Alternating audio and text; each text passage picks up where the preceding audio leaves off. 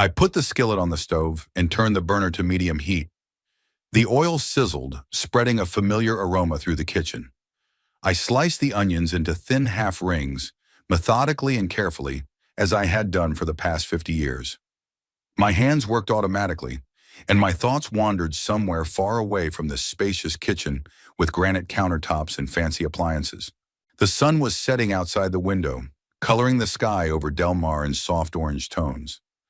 I love this time of day, quiet, measured, when you could focus on simple tasks and not think about the complexities of human relationships. I opened the refrigerator and pulled out the chicken breasts I'd been marinating in herbs and lemon juice since morning. Cooking always calmed me. It gave me a sense of control over at least one area of my life. The sound of the television came from the living room. My son Rufus was watching the news as usual at this time. He worked as a safety inspector for a local construction company and was always interested in incidents in the city.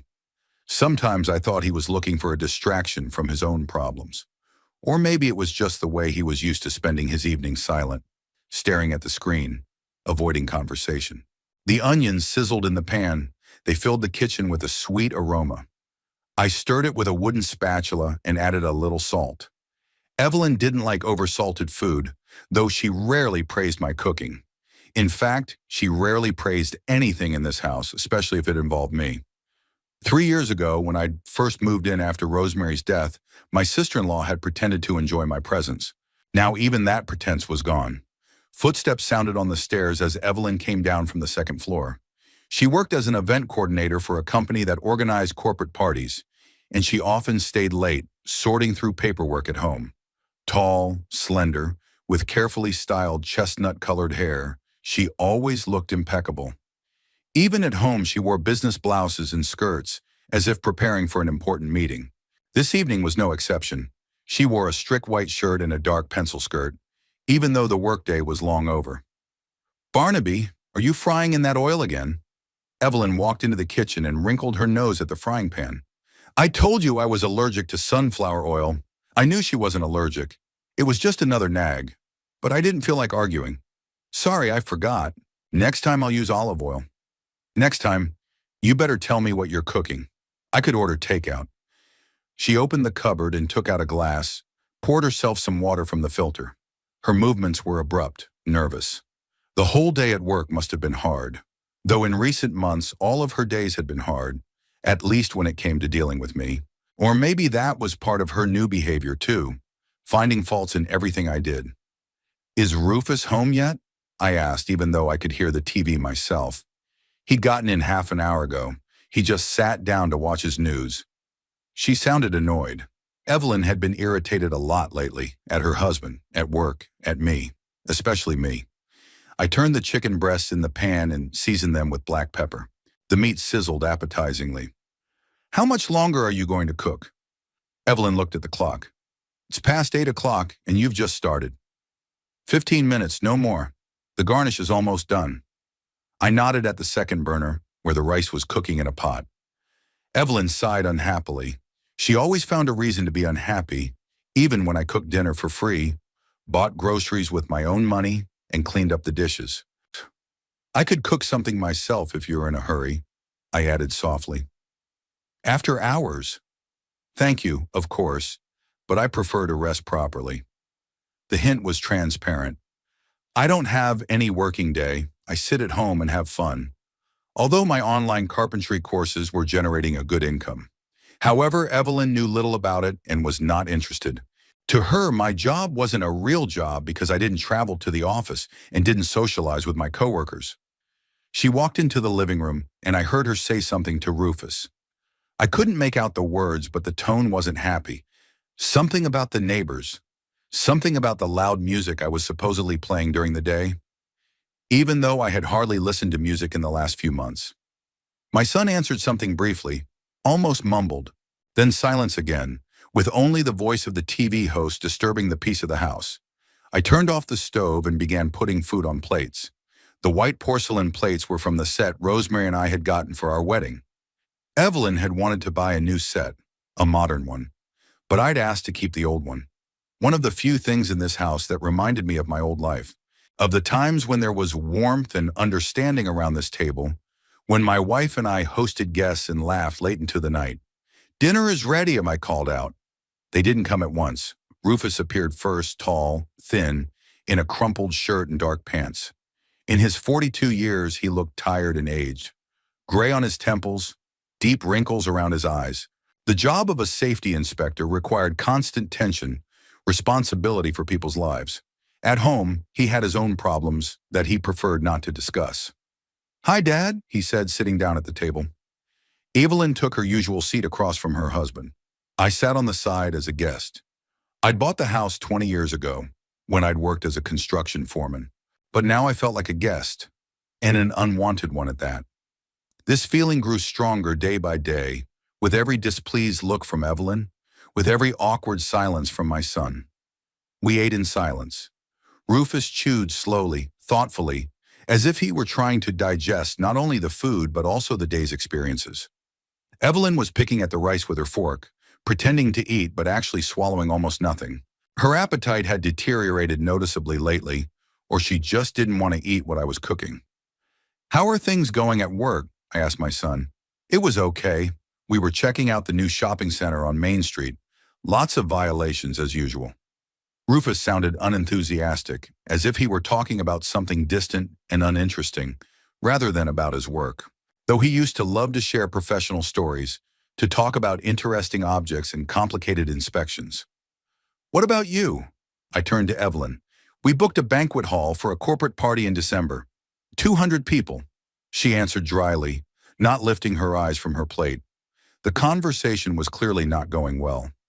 I tried again to keep the conversation going, even though I knew it would only irritate her. "It's a big event. Must be a lot of work. You have no idea." Her voice sounded so tired, as if she was organizing a coup d'etat, not a corporate event, or as if any interest in her work was an inappropriate invasion of her privacy. I decided not to ask any more questions. Rufus suddenly lifted his head and looked at me. There was something awkward in his gaze, like he was about to say something he didn't want to say. Evelyn froze too, holding her fork in the air. "Dad, would you mind, keep the house down? The neighbors complained that they could hear you vacuuming early in the morning." I was surprised. I always vacuumed after 9 in the morning, not before, and I did it not every day, but at most twice a week. Besides, our house was a detached house, far enough away from the neighbors. "Who complained?" Mrs. Bradford across the street. That's the woman I knew. Elderly, mean, always complaining. She complained about everything. Kids who played too loud, dogs who barked, cars that didn't park where she wanted them to. It was strange to hear my son take her whims seriously. "Okay, I'll be more careful." Evelyn grinned, but without mirth. Her face took on an expression of cold satisfaction, as if she had accomplished something important. "Yeah, I'll be careful. Other neighbors will start complaining." Reputation in the neighborhood is a serious matter. There was more to her words than just supporting her husband. There was some hidden meaning that I didn't catch right away, like she was hinting at something I should have known, as if my presence in the house was not only a source of domestic inconvenience, but also of public shame. "What else are the neighbors saying?" I asked, trying to keep my voice calm. Rufus blushed and stared at his plate. Evelyn shrugged with ostentatious indifference. It was nothing. The music playing loudly, the junk in the yard. We didn't have any junk in the yard. I neatly stacked the boards for my projects in the shed and kept my tools in order. I rarely played music, and I kept it low. But it was useless to argue if Evelyn had made up her mind. It was impossible to change her mind. We finished our meal in silence. The atmosphere at the table was so tense that even the delicious food seemed bland. I got up to put the dishes away, but Evelyn stopped me. "Leave them. I'll wash them myself. You've done enough work today." There was that irony in her voice again, as if my cooking wasn't a help, but a burden, like I wasn't making life easier for the family, but creating more problems. I nodded and went to my room on the first floor. It used to be a guest room. Now it became my little world of 12 square meters. At the computer, I sat down and checked the messages from the students in the carpentry course. A few questions about wood carving techniques, A couple of thank you notes from those who had successfully completed my projects. This work was the only thing that had brought me joy lately. My students appreciated my experience, asked questions, and thanked me for my advice. They saw me as a master of my craft, not a burden to be endured. One of the apprentices, a young guy from Oregon, sent photos of a stool he made from my drawings. It turned out nice and neat. I wrote him praise and a few tips on how to improve the finish. Here, behind the computer screen, I felt useful and needed. From the kitchen came the clinking of dishes. Evelyn was washing plates. She did it defiantly loudly, as if to show what hard work she had to do. Though I offered to help, but she accepted my help as if I were doing her a favor, not the other way around. Every action I took in the house became an excuse for hidden dissatisfaction. The TV was still on in the living room. Rufus was watching some kind of incident program. The anchor's voice monotonously recounted the day's news. A highway accident, a store robbery, a fire in a private home. My son listened to it without stopping, as if he was looking for something familiar in other people's troubles. Or maybe he was just trying to distract himself from the problems at home, which were becoming more and more obvious. I answered a few emails and closed the laptop. The day ended the same way it had begun, in an atmosphere of latent discontent and mutual alienation. We all lived in the same house, ate at the same table, but we were strangers to each other. Or maybe we weren't always. Maybe something had changed in those 3 years. Something I hadn't noticed or didn't want to notice. The sounds from the kitchen died down. Evelyn had apparently finished the dishes and gone upstairs to the bedroom she and Rufus occupied on the second floor. The TV in the living room was silent, too. My son had gone to bed. The stairs creaked under his heavy footsteps. There was silence in the house, but it was not the peaceful silence of rest, but the heavy silence of unspoken recriminations and accumulated fatigue from living together. I was alone in my small room, surrounded by things that reminded me of my past life photographs of Rosemary, tools, books on carpentry. Outside the window it was finally dark. Streetlights illuminated the empty road. Somewhere in the distance a dog barked. I thought about tomorrow, which would be similar to today, and that something in our family life was going wrong. But what it was, I didn't understand yet. As I lay in the dark, I thought back to the day 3 years ago when everything changed. Rosemary had died at 7:30 on a Tuesday morning as the sun was just beginning to rise over Delmar. She just didn't wake up. Her heart had stopped in her sleep. The doctor said that's what happens after heart attacks, that the body just gets tired of fighting. But it seemed to me that she was tired of something else, of a life that had become too hard for her kind heart. We lived together for 41 years. We met when I was 21 and she was 19. Rosemary worked as a secretary for a construction company where I was just beginning my career as a simple laborer. She was a thin girl with gray eyes and blonde hair that always smelled like lavender. She could laugh at my bad jokes and listen seriously when I told her about my plans to become a foreman. We bought our house on Elm Street 5 years after we were married. It was small but cozy, with a small garden where Rosemary grew roses and peonies. She loved to tinker with the flowers in the evenings, and I made garden furniture and built pergolas for her. We planned to grow old in this house, watching our children bring in grandchildren, having family gatherings around the big table in the living room. But the kids didn't turn out the way we dreamed. Rufus was born a quiet, withdrawn child. He did poorly in school and had few friends. After high school, he went to a technical college and majored in safety inspection. He liked the job. He didn't have to communicate with people much. He could concentrate on technical details and avoid conflicts. He met Evelyn when he was 28 at some corporate event. She was bright, confident, full of plans and ambition. She was working then as an assistant manager in a hotel, dreaming of a career in event management. Rufus fell in love with her immediately and without a second thought, as quiet people fall in love, with those who can talk and persuade. They had a modest wedding in our garden. Evelyn wanted something more solemn, but they didn't have the money for a big party. I remember her looking a little disappointed all evening, as if the day did not conform to her ideas of how a successful woman should marry. But Rufus was happy, and Rosemary and I did our best to make the day special. The first few years of their marriage went smoothly. They rented an apartment downtown, rarely visited us, but maintained a good relationship. Evelyn got a job with an event management company, started to advance in her career. Rufus worked the same routine, inspections, reports, technical documentation.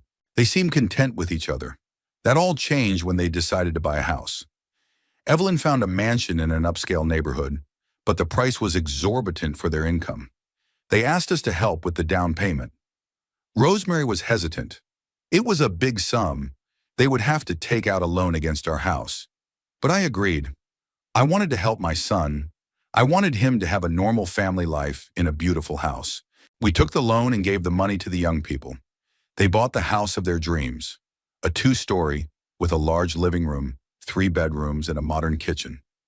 Evelyn was happy, organized excursions for her friends, bought furniture and decor. Rufus was happy too, although I noticed he was beginning to look more tired. Mortgage payments were hard even with our help.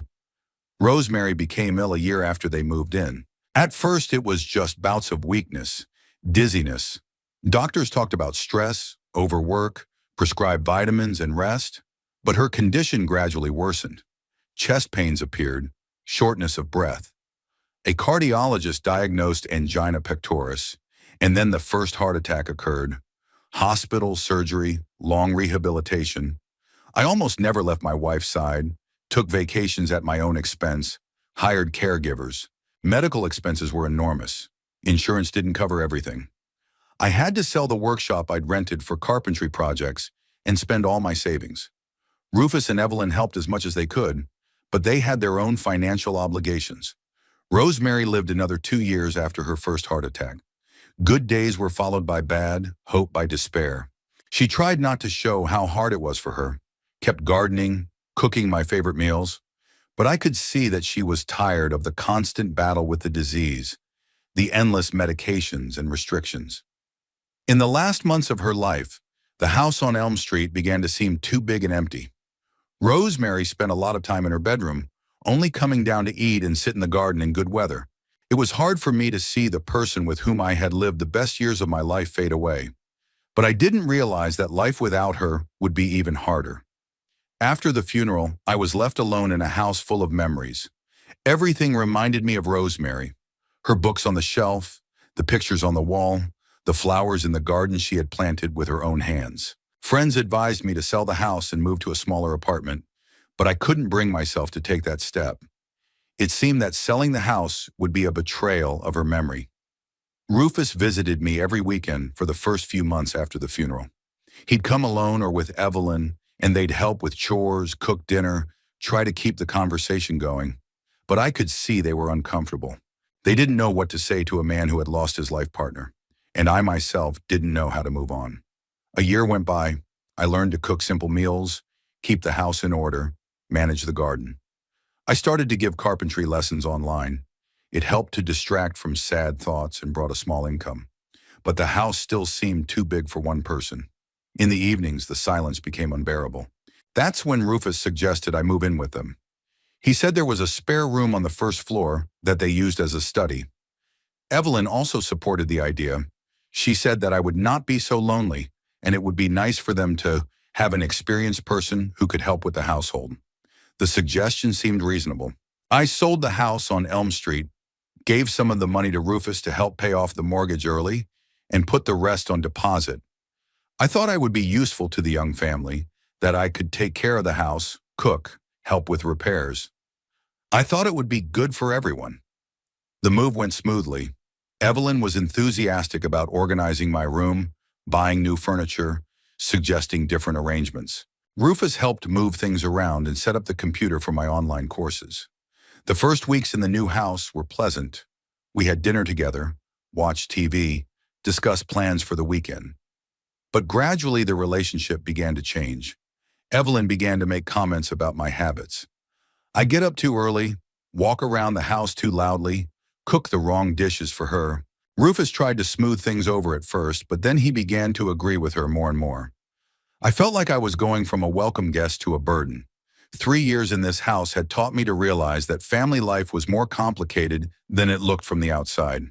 What looked like hospitality and care was actually a temporary solution to a problem. The young people wanted to help, but were not prepared for the fact that living together would require constant compromises and give and take. I closed my eyes and tried to sleep. Tomorrow would be a new day, similar to today. Breakfast alone, working on the computer, trying not to disturb the owners of the house, and in the evening, another tense dinner and the feeling that I was living in someone else's house, even though it was my money that helped buy it. I woke up to the sound of a notification on my phone. The glowing screen showed 2 hours and 37 minutes past midnight. The house was completely silent, with only the occasional creak of boards somewhere upstairs. I reached over to the bedside table and picked up my phone. The message came from an unfamiliar number. "My darling, I can't sleep. I keep thinking about you." That dinner was unbearable.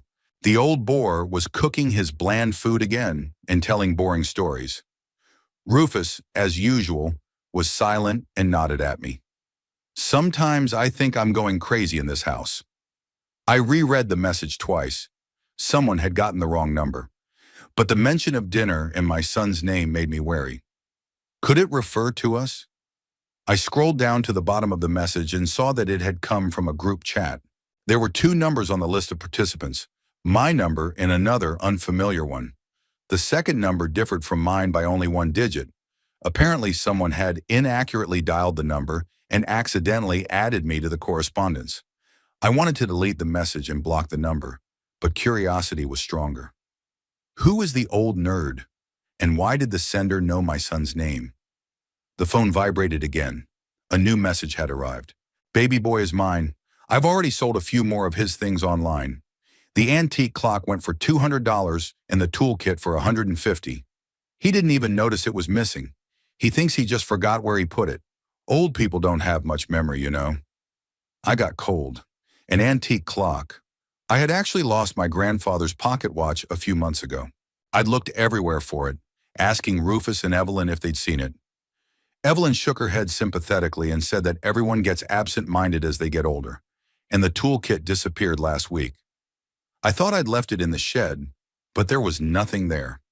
My hands shook as I opened the correspondence history. The messages were numerous, dating back to the last few months.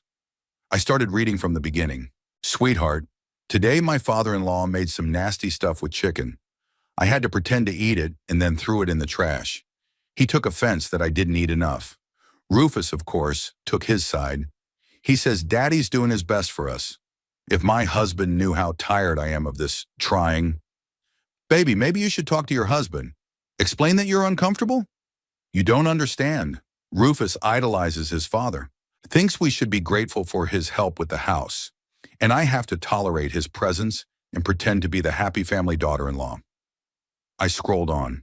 The messages became more and more explicit. "Honey, I found something else interesting in his room. A stamp collection and an album. The antique dealer said some of the pieces are quite valuable. I could get $300 if I sold them in pieces. Ev, isn't that too risky? He might get suspicious." "Of who?" "Of him. He doesn't remember where things are half the time. And if he asks, I'll tell him I don't know anything. Rufus will believe me, not him." Stamps. My stamp collection album that I've had since I was a kid. It was actually sitting in the closet in my room. I hadn't checked it in 3 months, maybe more. Quietly, I got out of bed and walked over to the closet. I opened the door, searched the top shelf with my hand. The album wasn't there. I sat back down on the bed and continued reading. The correspondence discussed my things, my habits, my words. Evelyn was telling her lover about everything that was going on in the house, but in such a light that I didn't recognize myself or our family life. Today he did the gig again with his online tutorials, turned on the camera and spent half an hour telling someone how to properly plan a board, talking loud, waving his arms around. Then he wonders why the neighbors are complaining about the noise. What about the husband? Rufus told him to be quiet today. You should have seen how offended he was. He made that face like we were hurting him undeservedly, and I keep wondering when it's going to end. Then we talked about how to get rid of me. Evelyn complained that she couldn't live in her own house, that she was annoyed by my presence at breakfast, my habit of watching the news in the evening, my attempts to participate in family conversations. Honey, whose house is this? If I understand correctly, you're the one who moved in? Technically, the house is registered to my father-in-law, but we're paying the mortgage. And then we are young, we have our whole life ahead of us. And he's what? He's living out his life and ruining our existence. Rufus doesn't understand that old people should know their place. What do you think you're going to do? I'm looking at a nursing home. Inexpensive, but decent. The main thing is to convince Rufus that it's best for everyone. I'll tell him Dad needs medical care, socialization with his peers. He's just sitting at home alone, depressed. My fingers went numb. Nursing home. Evelyn planned to send me to a nursing home and convince my son it was for my own good. In the meantime, she was looking for ways to make money off my stuff. The correspondence went on to discuss the details of their relationship. Meetings at coffee shops when Rufus was at work. Traveling together under the pretense of business trips. Future plans for when they could be together openly. The lover's name was Dominic. He worked for the same company as Evelyn, handling the financial side of events. The house will have to be sold, of course, when the old man goes to the almshouse. But we'll be able to buy something smaller, just for the two of us. Rufus won't mind it. His father will be looked after, and we'll have our freedom. And if your husband finds out about us? Rufus, he has no idea about anything. He thinks I'm working late because of projects. So gullible, just like a child. Sometimes I feel sorry for him. But sooner or later you'll have to tell him. You don't have to. We could wait until my father-in-law is in boarding school and then just get a divorce. I'll say we're at odds in character. Rufus isn't the type to make a scene. I read and couldn't believe what I was seeing. Evelyn, who had lived in my house for 3 years, eating the food I cooked, using my help with chores, actually considered me a burden and made plans to get rid of me.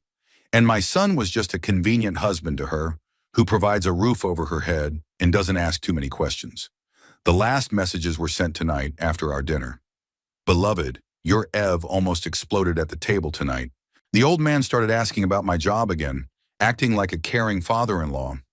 Rufus just nodded and nodded like he always did. It's a good thing we have a meeting tomorrow or I'd go completely insane. Same place tomorrow? Yes, at the Oak Street Cafe. Just come later. I don't want anyone I know to see it. Oh, and by the way, I found a buyer for his carpentry book collection. Rare editions, I can get $500. My books, a collection of professional literature that I've collected over the years. Some of the editions had indeed become rare, out of print. I stood up and walked over to the bookshelf. Indeed, several of the most valuable volumes were missing. The phone vibrated again.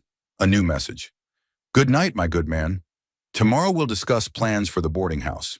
I've already found a suitable place. All that's left is to prepare Rufus for the idea. I turned off my phone and lay back in bed. It was still dark outside the window, hours away from dawn. But sleep wasn't coming. The messages I'd read rolled around in my head, each word imprinted in my mind.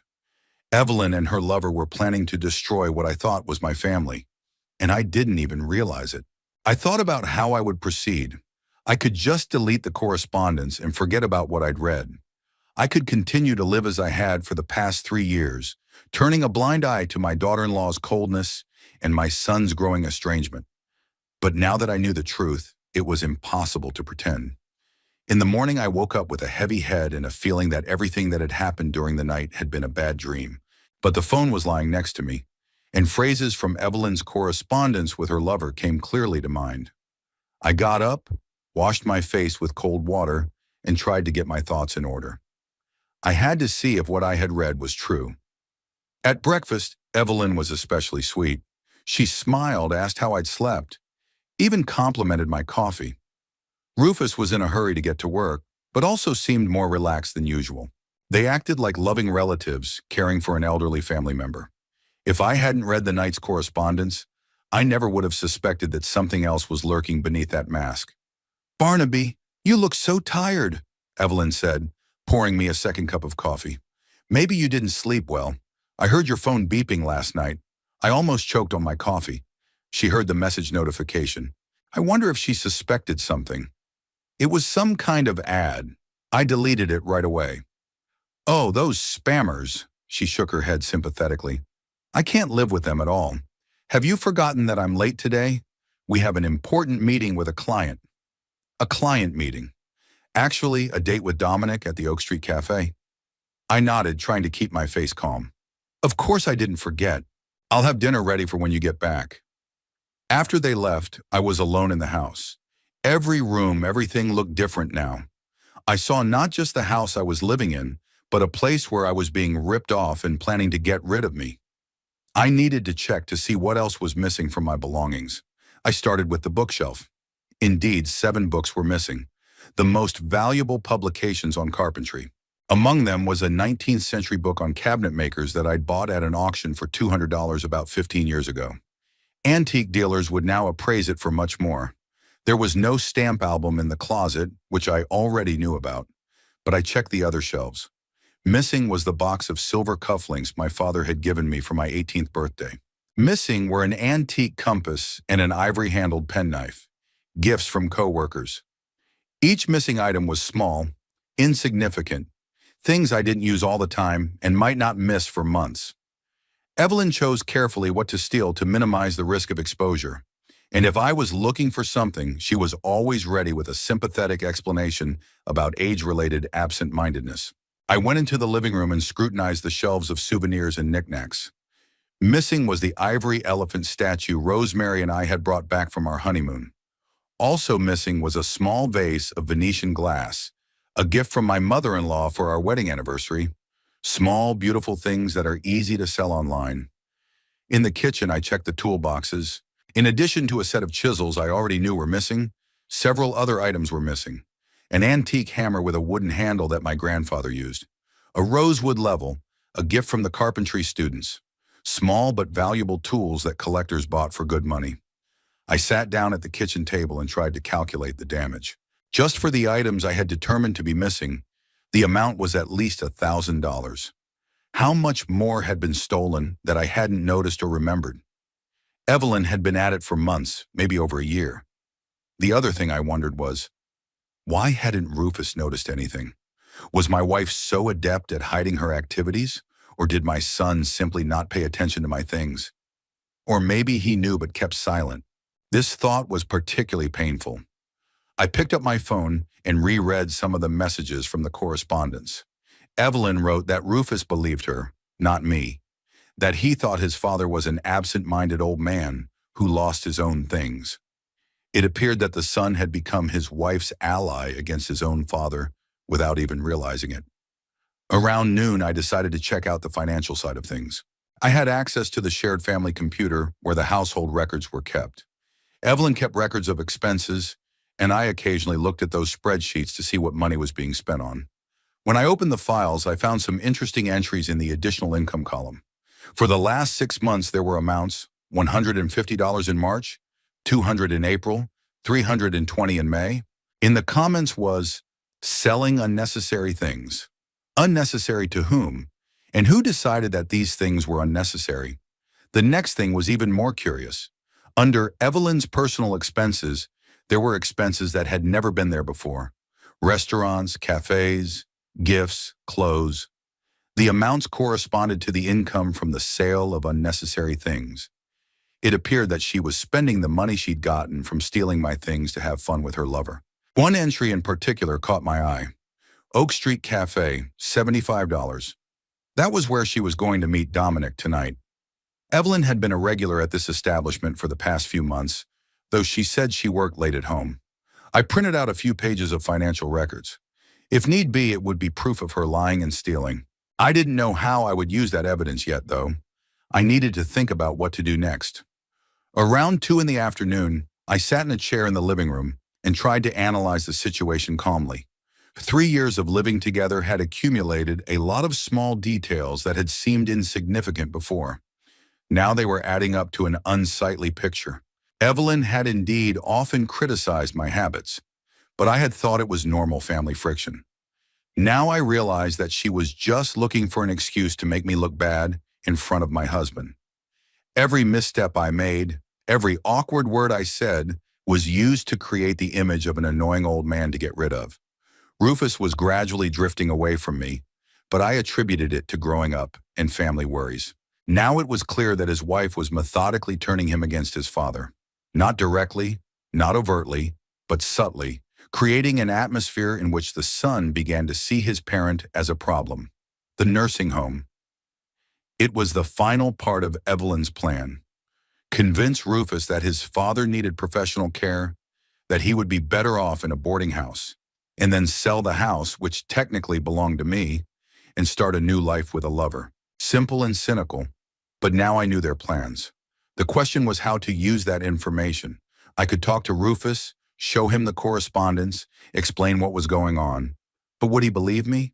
Or would he side with his wife, like he'd been doing for the past few months? I could have just packed up and left, find an apartment, start living on your own. But that meant giving up on my family, admitting defeat. And besides, it was still my house. Why should I leave? The third option seemed the most interesting. Waiting for the right moment to expose Evelyn publicly so Rufus could see his wife's true face. But to do that, he had to be well prepared, to gather irrefutable evidence. The day was slowly slipping toward evening. Evelyn was due back late after an important meeting with a client. Rufus would come home from work at the usual time. I had a few more hours to think about a plan of action. One thing was clear. I was no longer going to play the role of the helpless old man who doesn't notice his own robbery. Evelyn came home at 9:30 with a blush on her cheeks and an unusually good mood. She brought with her the scent of expensive perfume and the faint odor of men's cologne. She greeted me affably, even asked me how my day had been. Rufus was already sitting in the living room, watching the evening news. "I'm sorry I'm late," she said, hanging up her coat in the hallway. The meeting had dragged on. The client was very demanding, and we had to discuss every detail. I nodded, continuing to stir the sauce on the meat. Dinner was almost ready. Roast pork with vegetables, mashed potatoes, fresh tomato salad. I cooked it carefully, realizing that it would be a special evening. "It smells so good." Evelyn looked into the kitchen. "Thank you for cooking. I'm so tired I can't even think about food. Tired from a 3-hour date with my lover in a cafe. I wonder what they were doing there all that time. Were they discussing plans for my eviction to a nursing home? Or were they just enjoying each other's company with my money from the sale of my belongings? Sit down at the table. I'll be right with you."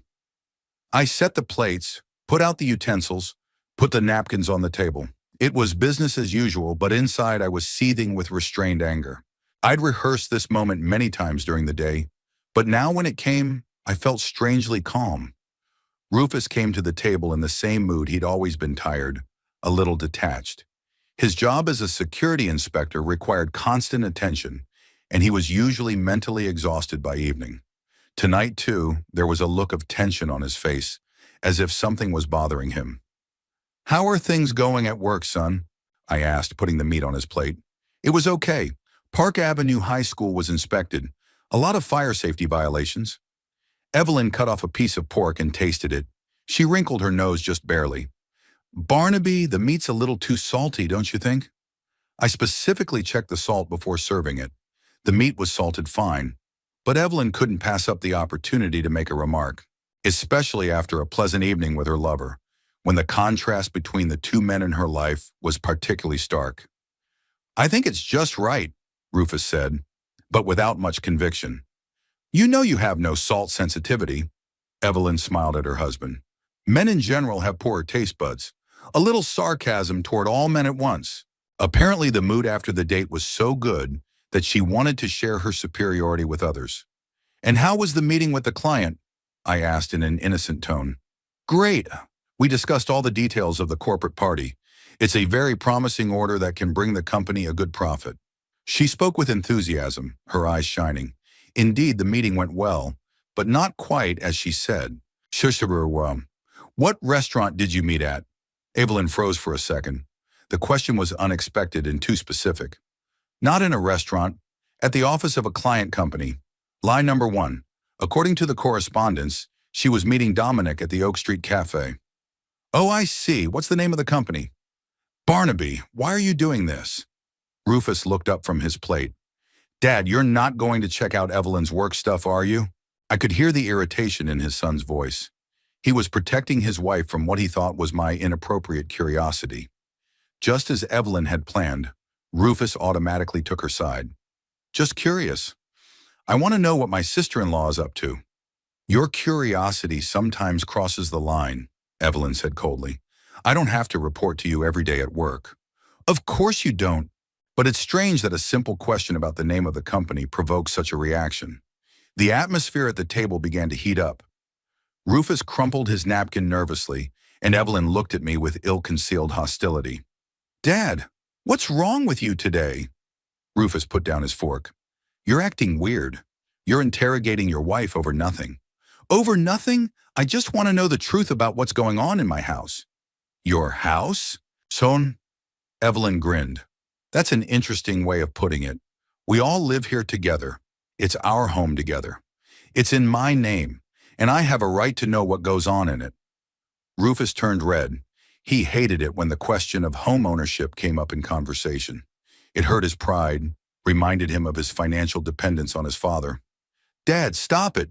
You're acting like a landlord checking out tenants. We're your family, not tenants." "Family."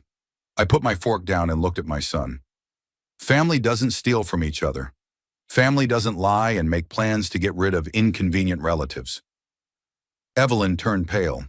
Fear flashed in her eyes. "What are you talking about?" she asked, trying to keep her tone calm. "About missing things. About your meetings not with clients but with your lover.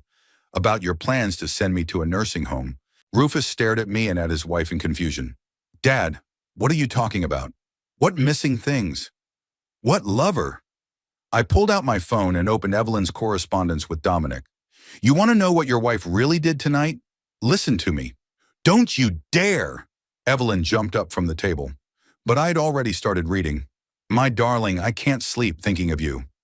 That dinner was unbearable. The old boar has been cooking his bland food and telling boring stories again." Rufus froze with his mouth open. Evelyn tried to snatch the phone from me, but I pulled my hand away. "My baby, I've already sold a few more of his things online. The antique clock went for $200 and the toolkit for $150. He didn't even notice it was missing." "That's not true," Evelyn shouted. "Where did you get that from? You forged the correspondence." "Honey, I found something else interesting in his room. A collection of stamps and an album. The antique dealer said some of the pieces are quite valuable." Rufus slowly turned to his wife. His face was white as chalk. "Evelyn, is it true?" "Of course it isn't. He's making it up."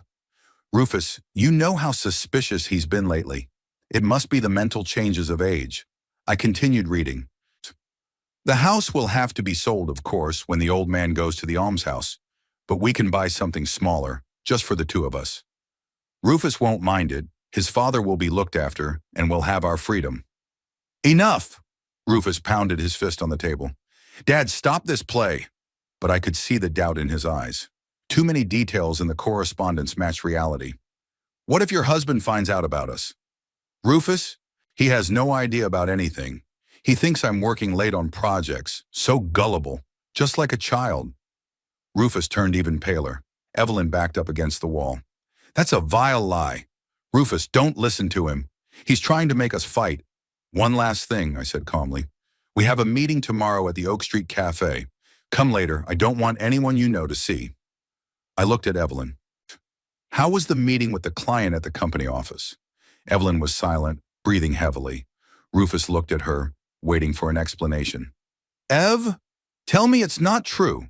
She remained silent. "Say it," Rufus shouted. "Rufus, I can explain everything." "So it is true," his son's voice trembled. "Are you really stealing my father's things? Are you seeing your lover?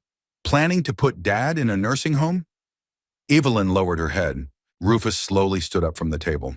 His face contorted with anger and pain. "How could you?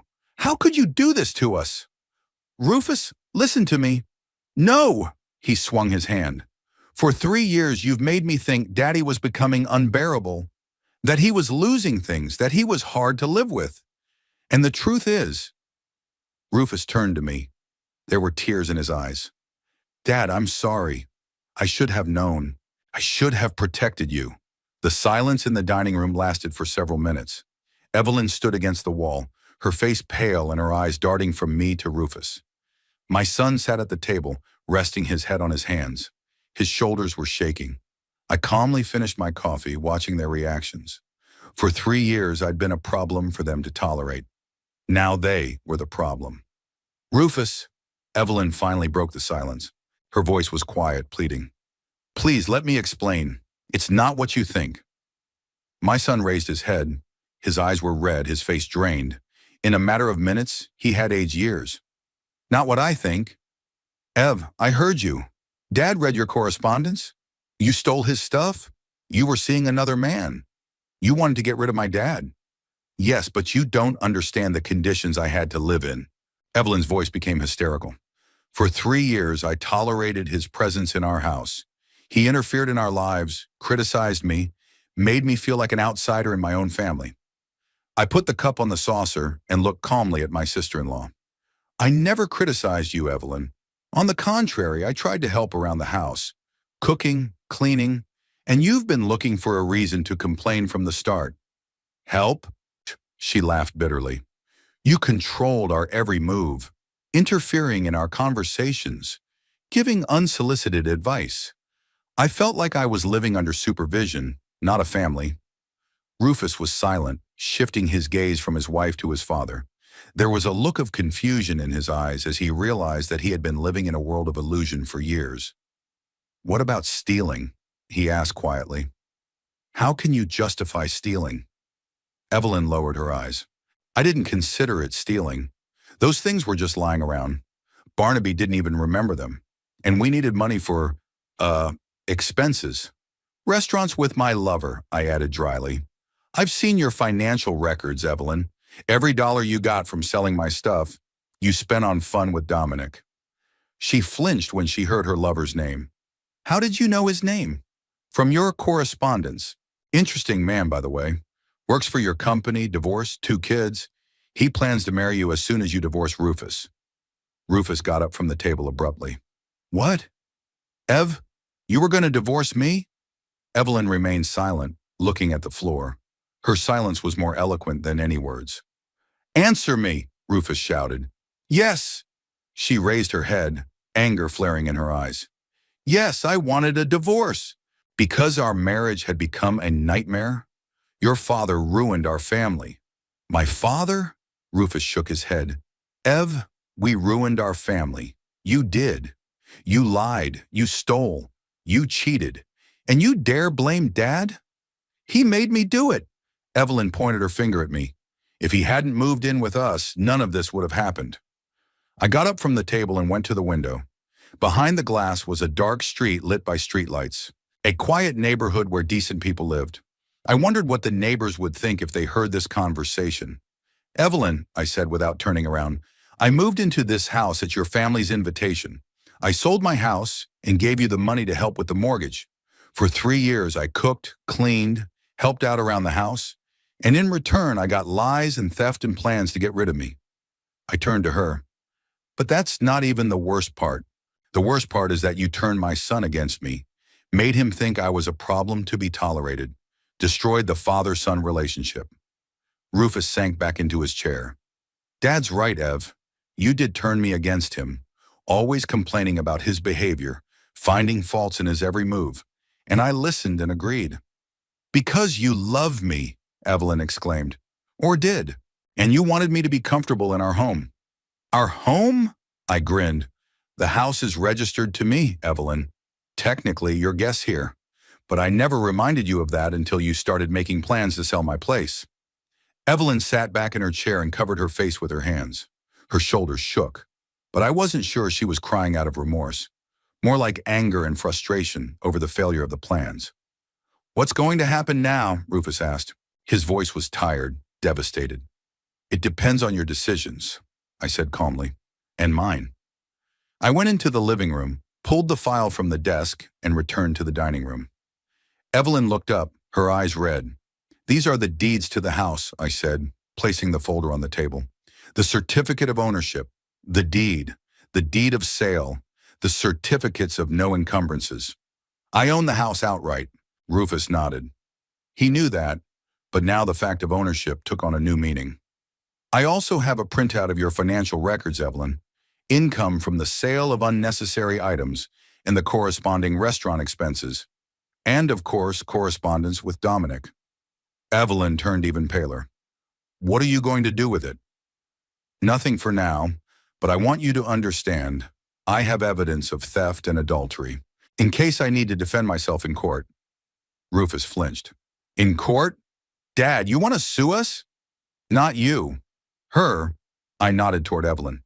If she tries to claim the property in the divorce or accuse me of anything, I'll have something to answer for. Divorce? Rufus looked at his wife. Ev, do you really want a divorce? Evelyn was silent for a long time. Then she raised her head and looked her husband in the eye. Yes, our marriage is over, Rufus. Maybe it's been over for a long time. We just didn't want to admit it. My son nodded. In his movement was the doom of a man who had finally realized the inevitability of loss. Good. Then I have some decisions to make, too. I walked back to the table and sat down in my seat. 1. Evelyn leaves this house immediately. Today. What? She jumped up. You can't kick me out. I have rights. What rights? I asked calmly. The rights of a thief and a cheater? You don't live in my house anymore. Rufus, she turned to her husband. Tell him something. Rufus remained silent, staring at the table. Rufus, I am your wife. Still your wife, he said quietly, but not for long. 2nd, I continued, all stolen items must be returned or compensated with money. I have a list of the missing items and the approximate value of each item. I pulled out a sheet of paper from a folder listing the stolen property. The total amount is about $2,000. Not a big price to pay for 3 years of stealing. Evelyn grabbed the sheet and ran her eyes over the lines. That's overpriced. An antique watch wasn't worth $200. It was, I said firmly. It was worth more than that. It was my grandfather's pocket watch from the 17th year, a collector's item. I don't have that kind of money. Then you'll have to ask Dominic, or get a second job. Rufus looked up.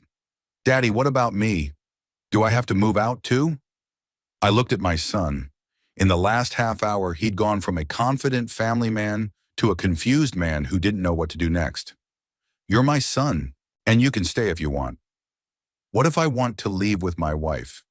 That's your choice. But remember, the house is still mine. And if you leave with no right to the property. Rufus nodded. He knew what I meant. No claim to the inheritance after he supported his wife against her father. Evelyn stood up and walked toward the stairs. I'm going to go pack my things. Just your things, I said. Ah, and none of the things you bought with the money from the sale of my estate. She stopped and turned around. How do you know what I bought? Financial records, remember? Dresses, jewelry, cosmetics. All of that was left in the house as compensation for the damage.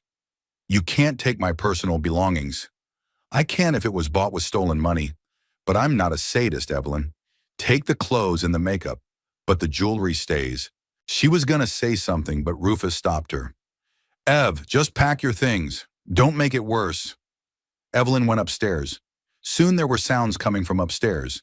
Cabinets opening and closing, something falling to the floor. She was packing her life into suitcases. Rufus and I remained seated at the table in silence. Dinner was getting cold, but no one was thinking about food. Dad, my son finally said, I'm sorry. I should have dealt with the situation sooner. Togun, you loved your wife and trusted her. There's nothing wrong with that. But I didn't trust you, my own father. I shrugged. Evelyn had skillfully manipulated our relationship. She knew which buttons to push. What would happen to us now? To our family? I looked at my son. There was pain in his eyes, but also hope. He wanted to right the wrongs, to rebuild the relationship. It's up to you, Rufus. If you really understand what happened and are willing to change your behavior, we can try to start over. And if I decide to leave with Evelyn, then that would be your choice. But the final one. Rufus nodded, realizing the seriousness of my words. There was a rumble from upstairs as Evelyn dropped her suitcase. Then I heard her footsteps on the stairs. She came down with 2 large bags and a wheeled suitcase. I packed my thing, she said without looking at me or her husband. Where are you going? Rufus asked. To Dominic's. He knows about the situation. Of course he does. Surely they'd discussed what would happen if their affair were discovered. They just didn't expect it to happen so quickly and in such detail. Evelyn, I said as she headed for the exit, don't forget the compensation. You have a month to pay back the money for the stolen items. She turned around. There was anger in her eyes. And if I don't, then I'll go to the police. I have all the evidence of the theft. Evelyn left the house, slamming the door. A few minutes later, the sound of a car starting up came from the yard.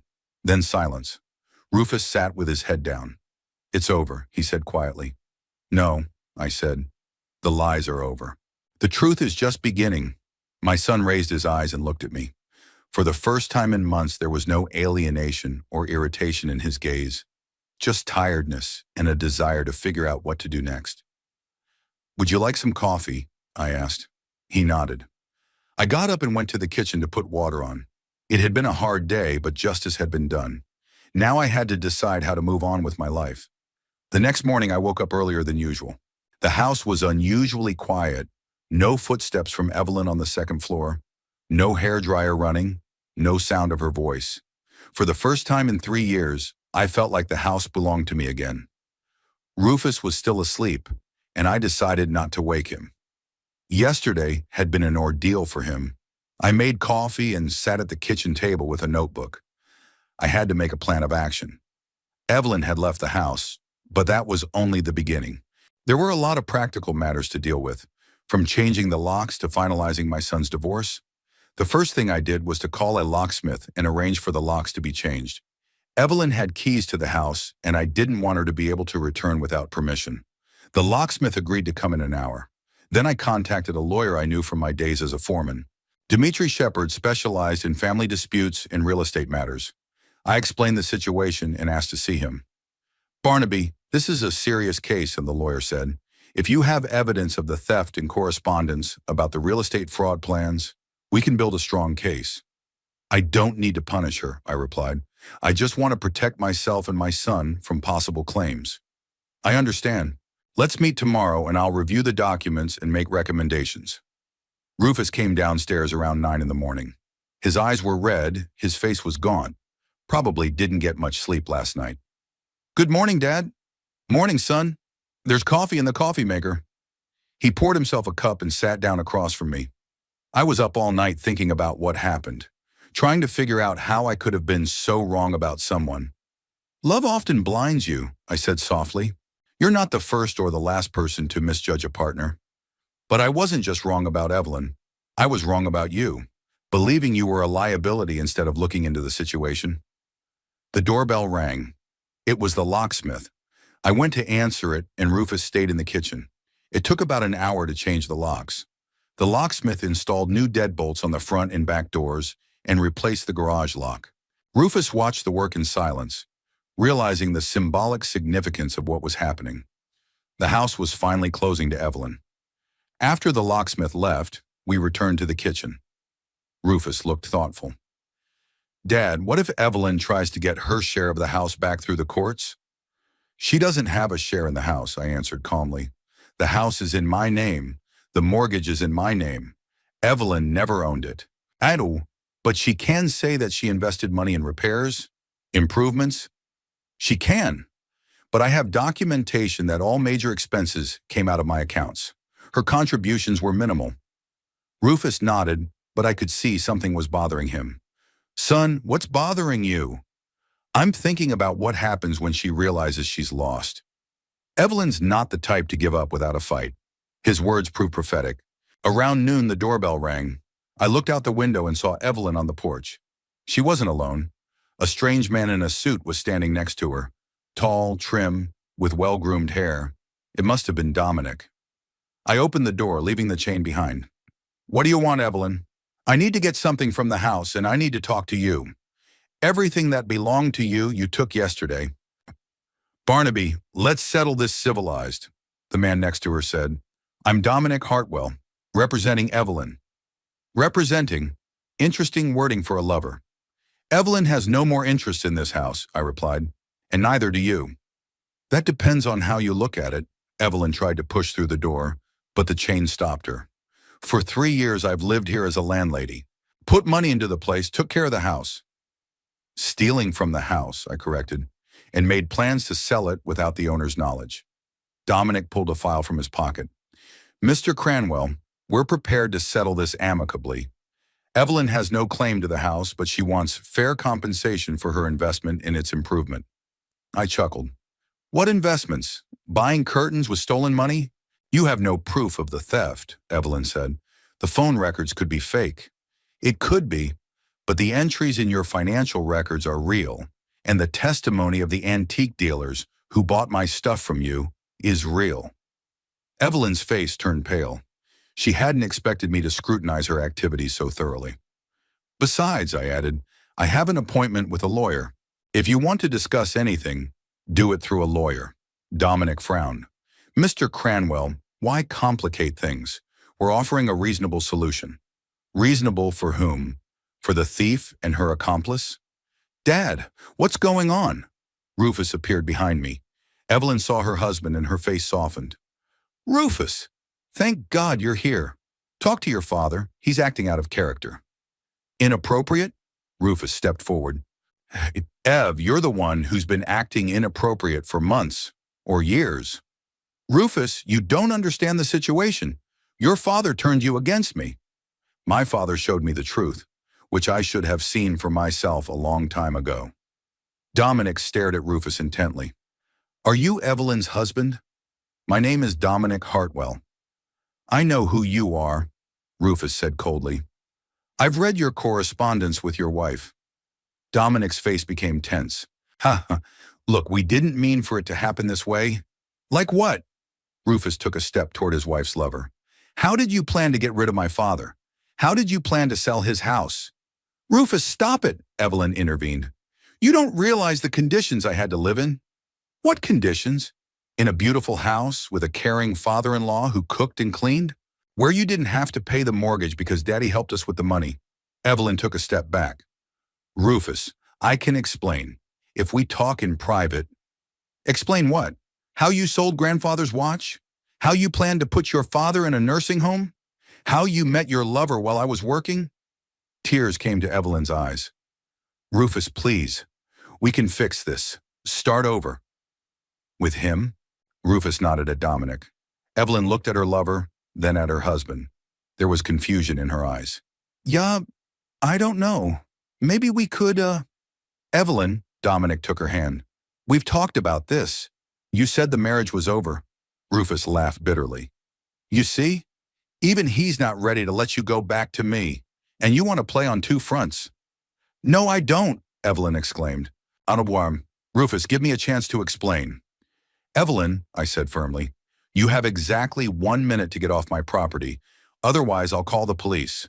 Dominic looked at me appraisingly. Mr. Cranwell, there's no need for threats. We can resolve this in a civilized manner. There are no issues between you and me, Mr. Hartwell. There's theft and plans to commit fraud. The rest will be up to the lawyers. I closed the door and opened it again, removing the chain. Rufus stood beside me.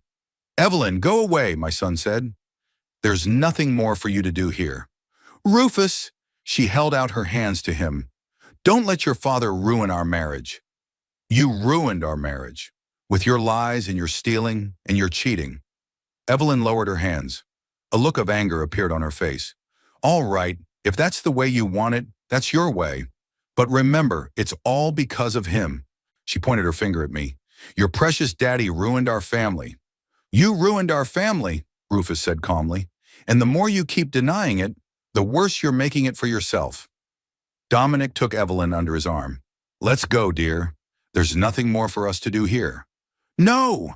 Evelyn broke free of him and took a step towards the house. I won't let that old man ruin my life. Your life was ruined by you, I said, when you thought you could steal and lie with impunity. Stealing? I took things I didn't need. You didn't even remember them. Yes, I did, and valued them. Everything you stole was part of my story, and you turned it into money for restaurants with your lover. Evelyn stopped talking, realizing she was losing the argument. Evelyn, come on, Dominic insisted. We'll work it out through the lawyers. She looked at him with irritation. Dominic, don't boss me around. You're the reason everything's gone wrong. Because of me? He was surprised. Evelyn, you're the one who suggested dating, and you wanted to divorce your husband. Because you promised to marry me. You said we'd be happy together. Rufus watched the scene with disgust. Ev, listen to yourself. You've turned into a hysterical woman. Hysterical? Evelyn turned back to her husband. I put up with your father for 3 years. cooking, cleaning, smiling when I wanted to scream, and now I'm hysterical? You lied for 3 years, Rufus said tiredly, and stealing. And you planned to get rid of the man who helped us buy the house. He didn't help. He was controlling. He interfered in our lives. I'm tired of this argument. Evelyn was ready to blame anyone but herself. Evelyn, last warning. If you're not off my property in a minute, I'm calling the police. I pulled out my cell phone and started dialing the emergency number. Barnaby, stop, she exclaimed. Okay, I'm leaving, but this isn't over. It is for me, Rufus said. I'm filing for divorce tomorrow. Evelyn looked at him with hatred. Good! Then I'll have to go to court and ask for half of everything. Half of what? I put the phone away. The house is mine. The car is in Rufus's name. You have no joint savings. What exactly do you want? Evelyn was confused. Indeed, they didn't have much in common. I want compensation for emotional distress. What damages? For the fact that you were caught stealing? Dominic took her arm again. Evelyn, please, we'll discuss this at home. At home? She looked at him. At your house? Where is my home?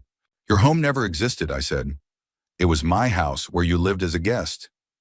Evelyn finally realized she had lost. Her shoulders slumped. Rufus, she said quietly, I'm asking you one last time. Give us a chance to talk alone. My son shook his head. No, Ev, it's too late. She stood for a few seconds, then turned and walked toward the car. Dominic followed her. A minute later, they drove away. Rufus and I were left standing on the porch. Is it over? My son asked. No, I answered. Now it begins. Rufus looked at me questioningly. Now we have to learn to live again. No lies, no mistrust, no trying to please someone who doesn't appreciate it. My son nodded. There was relief and sadness in his eyes at the same time. Relief that the truth had finally been revealed. Sadness that the marriage he believed in had turned out to be an illusion. We returned to the house. It now belonged to us again. Father and son who had lived under the same roof for 3 years, but had been separated by someone else's lies. We had to rebuild relationships, learn to trust each other, build a new life on the wreckage of the old one. I brewed fresh coffee and we sat down in the kitchen.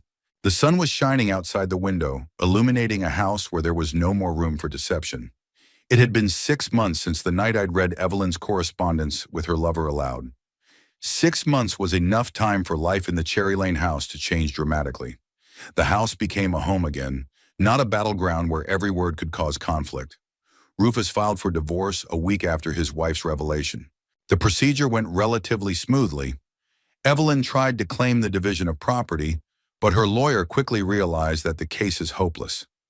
Jointly acquired property of the spouses were practically not, and the facts of theft and adultery made Evelyn's position extremely vulnerable. In the end, they divorced without dividing the property, each left to his own devices. Evelyn compensated for the damage from theft not fully, returned only $1,200 out of $2,000. The rest of the money she spent on a lawyer and on settling into a new life with Dominic. I did not seek full compensation through the court. It was more important for me to close this page and move on. My son walked around like a lost man for the first few months after the divorce. He blamed himself for his blindness, for believing his wife, for distancing himself from his father. He tried several times to find Evelyn to talk and finally understand what had brought their marriage to a crashing halt. But she categorically refused to meet, and Dominic even threatened to go to the police if Rufus did not leave them alone. Gradually, my son began to come around. We talked a lot in the evenings, repairing a relationship that had been damaged by years of mistrust. Rufus talked about his doubts that had surfaced in the last months of the marriage, about how Evelyn had skillfully directed his resentment toward me. I tried not to judge him. He was as much a victim of manipulation as I was. Work helped Rufus take his mind off his personal problems. He started staying in the office longer than usual, taking on additional projects. Management appreciated his diligence. 4 months after the divorce, my son was promoted to superintendent with a corresponding raise. My online carpentry courses were expanding too. After the house was calmer, I was able to focus on work. I started a new beginners program and began conducting workshops via video link. The number of students tripled and my income increased enough that I could afford some home improvements. The first thing I did was renovate the workshop in the basement. I bought new machines, updated the lighting, and installed a ventilation system. Now I could not only teach online, but also fulfill orders for furniture making. Several clients approached me online after seeing examples of my work in video lessons. Rufus watched my activities with interest. It turned out that in his youth, he was also interested in carpentry, but Evelyn considered this hobby too noisy and dusty. Now my son started coming down to the workshop in the evenings, helping with simple operations, learning to work with tools. It became another way of repairing our relationship. The house changed too. Gone was the atmosphere of tension that had hung in the air for the last few years. My son and I began cooking dinner together, discussing the news, making plans for the weekend. Rufus turned out to be a good conversationalist when he wasn't under the influence of his wife.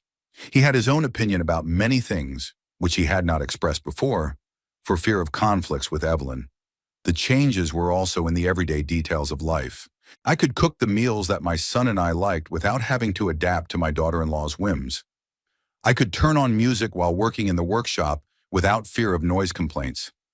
I could invite old friends to visit without fear of a cold reception from Evelyn. One such visit was particularly memorable. Ted Harrison, a former colleague of mine from the construction company, came to visit. I hadn't seen him in 4 years, and he was surprised at the change in my life. When I told him the story about Evelyn, Ted shook his head. "Barnaby, I told you there was something wrong with that girl. Remember at Rufus's wedding?" She looked at everything as a temporary inconvenience. I remembered that wedding. Evelyn did seem uncomfortable with the modesty of the gala, but at the time I put it down to the bride's nervousness. "I guess I should have trusted your instincts more," I said. "Don't beat yourself up. Parents always want to see the best in their children's partners. It's normal." Ted stayed for dinner, and we spent a lovely evening reminiscing about old times. Rufus joined the conversation as well. It turned out that my son listens with interest to stories about my youth, about working on construction sites, about the projects I was involved in. In the past, Evelyn always interrupted such conversations, finding them boring. Relations with the neighbors have improved too. Mrs. Bradford, who used to complain about my morning noise, it turned out never made a complaint. It was Evelyn's concoction, a way of making me feel uncomfortable in my own home. When I happened to meet an elderly neighbor at the mailbox and apologized for the disturbance, she was surprised. "What disturbance, Mr. Cranwell? You're a very quiet neighbor. I don't even know when you're home and when you're not." This conversation finally convinced me that Evelyn was methodically building a system of lies designed to make me feel unwelcome in my own home. In the spring, I decided to renew the garden. Rosemary had left behind a beautiful flower garden, but I hadn't given it enough attention over the years in my son's house. Now I had the time and inclination to take care of the plants. Rufus helped me with the hard work, digging, hauling bags of fertilizer, installing new trellises for the climbing roses. Working in the garden proved therapeutic for both of us.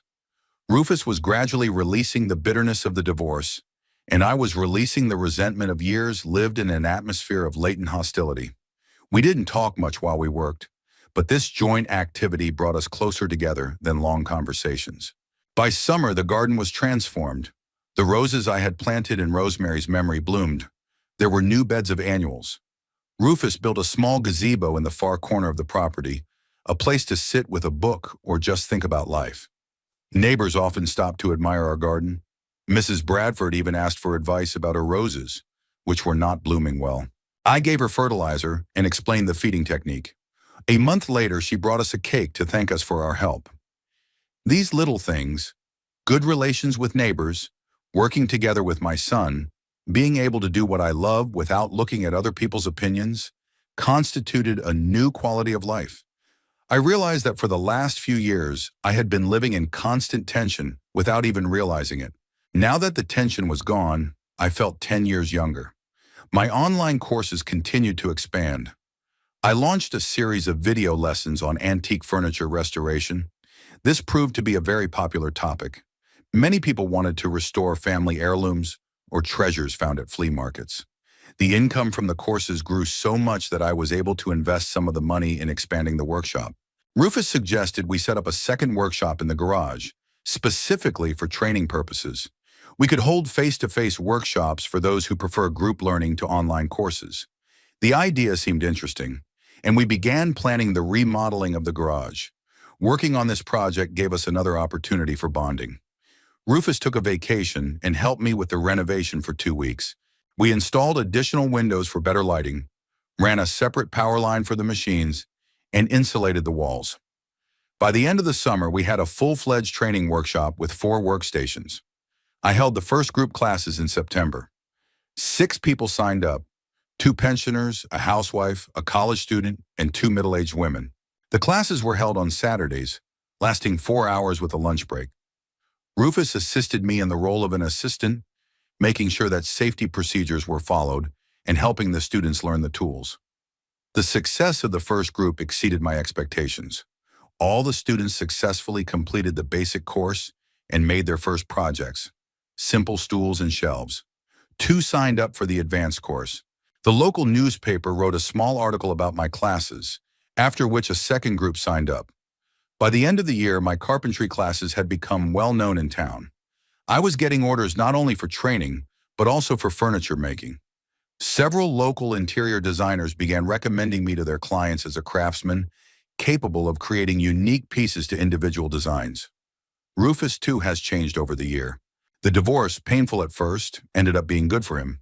He got rid of the constant stress of trying to please a disgruntled wife, became more self-confident, began to express his own opinion, stopped constantly apologizing for his actions and preferences. At work, he was promoted once again. Now he was in charge of a small security department.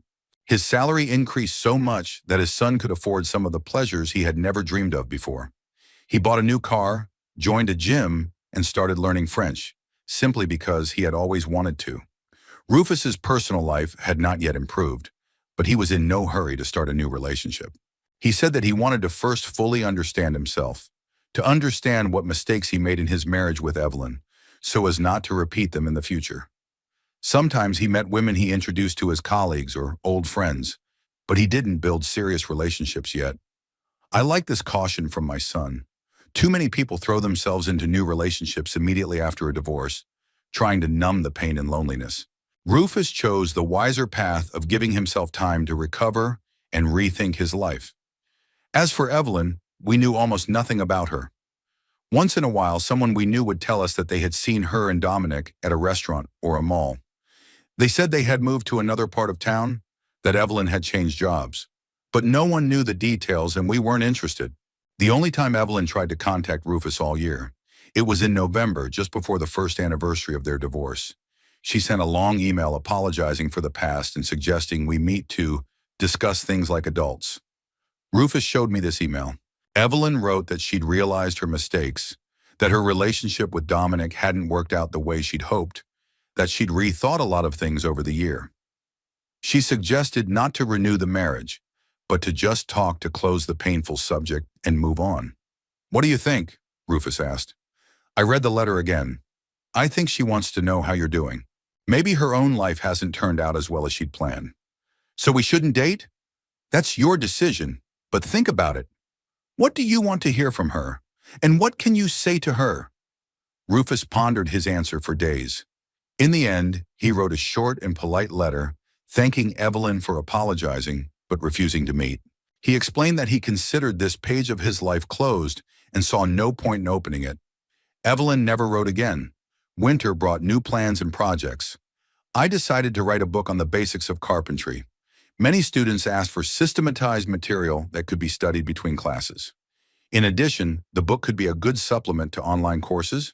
Rufus offered to help with the technical side: layout, design, print preparation. It turned out that he had an aptitude for graphic design that he didn't realize he had. In his youth, he dreamed of becoming an architect, but his parents insisted on a more practical specialty. Now these creative inclinations have been applied to our common project. We worked on the book in the evenings and weekends. I wrote the text and made sketches. Rufus created drawings and diagrams, designed the pages. It was laborious work, but we both enjoyed it. By the end of the winter, we had a manuscript of 200 pages with illustrations and detailed instructions. Finding a publisher was easier than I expected. One of the local printers specialized in educational literature, and agreed to publish our book in a small edition. By spring, Carpentry Basics for Beginners was on sale in several bookstores in the city. The success of the book exceeded our modest expectations. The first edition sold out in 2 months. We had to print additional copies. Several schools ordered books for technology lessons. Online stores began to offer our book all over the country. Rufus was just as proud of the success as I was. For the first time in his life, he was involved in creating something significant, something that would be useful to people for years to come. It gave him a new appreciation for his own abilities and talents. By the end of the year, I realized that my life had turned out exactly the way it was supposed to. The years living in my son's house under the rule of a lying daughter-in-law turned out not to be wasted time, but a challenge that ultimately brought Rufus and I closer. We both learned a lesson from that situation and grew wiser. Our home was now a place of honesty, mutual respect, and shared interests. We weren't just living under the same roof. We were a father and son team, supporting each other and working toward common goals. It was exactly what I dreamed of when I sold my house on Elm Street. Evelyn got what she deserved, a life without stability or trust, built on deception, and Rufus and I got what we'd fought for, a real family where everyone valued each other and no one made plans to get rid of the people we loved.